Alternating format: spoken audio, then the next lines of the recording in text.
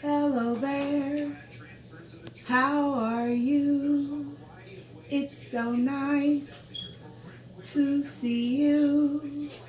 We'll play and be happy that we're all here together again. Hello, friends, and welcome back to another lesson with me, Miss CJ. Yesterday, when we spoke, we talked about the difference between letters, numbers, and shapes. We know that a long time ago, before there was ever a specific language, that we expressed ourselves through illustrations, right? Through the drawing of various shapes and symbols. And there are still some countries that still represent their language through symbols when written. Um, we know based on our lesson yesterday that letters are special because they talk to us, don't they? They each have their individual sound. We also learned yesterday that some letters have more than one sound, and those are our vowels. The difference between letters and numbers, let's talk about that. We talked yesterday that numbers, number one, we count them, don't we? Yeah, and that these are actually number symbols that represent a quantity. See, a letter is never going to represent a quantity, but a number always has a value, a quantity, okay? And then the last group or category that we spoke about were shapes. And we know that we use shapes in our everyday life. Shapes are what construct the forms that we use. Our chairs are made from different types of shapes. Think about that. The space that you sit on with your chair is usually shaped like what? That's right, a square. And when you look at the tops of many houses, what shape do you see? That's right, a triangle. So we use our shapes to help construct the world around us. We do not use our shapes to help us read words, and we do not use our shapes to help us count quantities. So each one of these categories, each one of these things has a very special role in our communication. And we know that we call it ELA now, English Language Arts. But a while ago when Miss CJ was in school, it was called Communication Arts. Because being able to communicate with words or in spoken or written language is a art of its own. And it's how we can help share thoughts with one another. Today we're going to play a little bit of a sorting game. I have my graphic organizer up. Now let's talk about what a graphic organizer is. A graphic organizer is just that, an organizational tool used to help us categorize or sort our thoughts. You'll hear categorize a lot when you go to STEM, and you will hear sort a lot when you go to math class. I know that you guys have been working on sorting and sorting rules with Mrs. D. But the graphic organizer is just a tool that we use to help us do that. When you can sort or organize or categorize the information that you receive, it helps you to be able to go back and retrieve it. Like I remember that was a letter because of my graphic organizer. It was on the far left side. Okay, so sometimes these organizers help us to organize information in our brain so we can go back and get it. So I have my pictures. We're going to do a few of these pictures. You guys are going to help me sort. Now you notice I have my bottle of glue and I have my glue stick. In kindergarten we use both. Our bottle of glue helps us with controlling our pinching because we don't want to get in the habit of using too much glue. I love my glue stick because it's quick and easy. But something you have to learn about glue sticks is when you turn it up, you don't have to press hard down to get the glue to work, okay? It's a light, gentle touch. All right, so here's my first picture. Do you know what that is? That's right, it's a circle. Now, based on the information that we received, is a circle a letter, a number, or a shape? Can a circle have a sound? Will it talk to us? Can we use it to build words? No. Does a circle have a quantity or a value? Can we count a circle? We can. We can count it as an object, but it won't represent a number.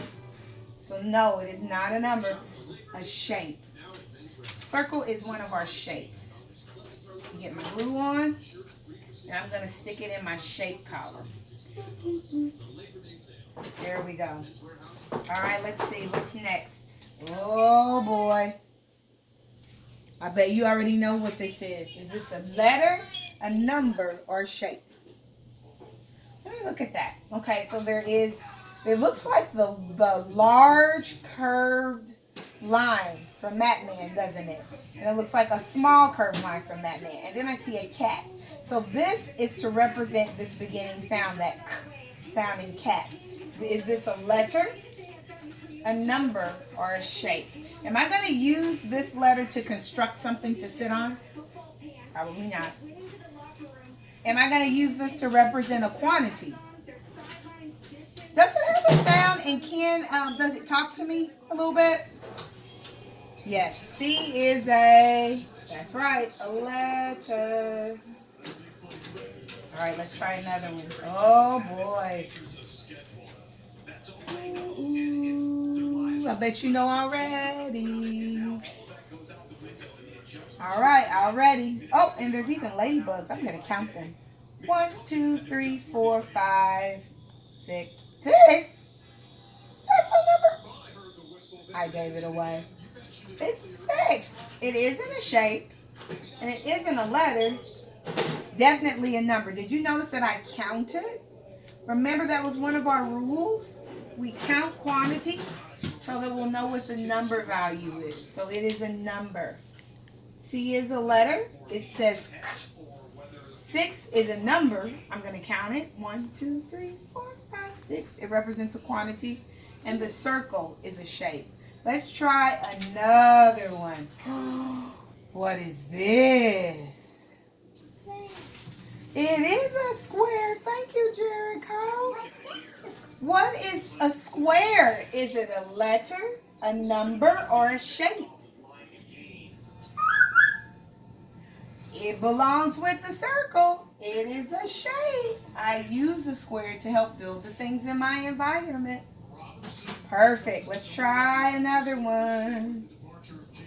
Already, I know I can count these, can't I? 1, 2, 3, 4, 5, 6, 7, 8. So what is it? That's right. It is a crackers number. Let's see what more we can find here. Ooh, look what I found. What do you think, guys? What is this? Is it a letter, a shape, or a number? It doesn't have a sound or a quantity. It is definitely used to build things in our environment. It is a shape. Let's see if I can find. Oh. That's right. I heard you say it. I heard you. Kiss your brains right now. You guys are on fire. You already know. This is the letter B. It is a letter. B says B. B says B. Every letter makes a sound. The B says B. Good. What is this? Is a A. What do we think? Is it a letter, a number, or a shape? That's right. A says A. And it isn't a letter. Good job. It's a letter of the alphabet. What is this? It is definitely a number. You guys are really getting good at this. So your assignment, I'm going to put it in my number category. Your assignment for today is to find 3 things in your house. Something that represents a letter, a number, and a shape. 3 things. A letter, a number, and a shape. Something to represent all 3. Take a picture of it and send it to me in Google Classroom, all right? See you tomorrow.